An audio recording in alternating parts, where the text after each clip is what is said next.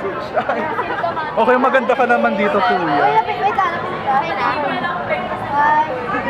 Hindi ka natato. So, kuya, bakit po kayo Kasi magandang init. Ito, doktor kasi kami eh.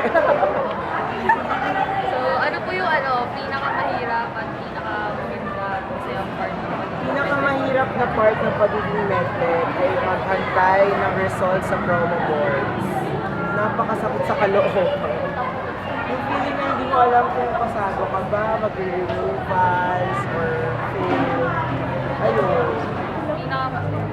Pinakamasayang part ng pagiging medtech, ano ba? Yung pag dumadaan ka sa corridor, lumuluwag ang daan. Joke lang. Ano pinakamasaya? Yung mga makakita ka ng mga microorganisms, mga bacteria, mga gumagalaw na sperm, gano'n.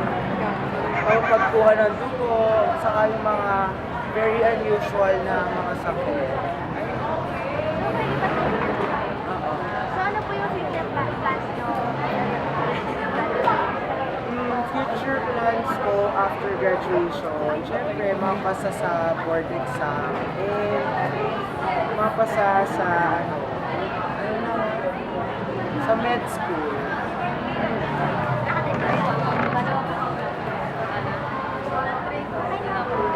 Cut!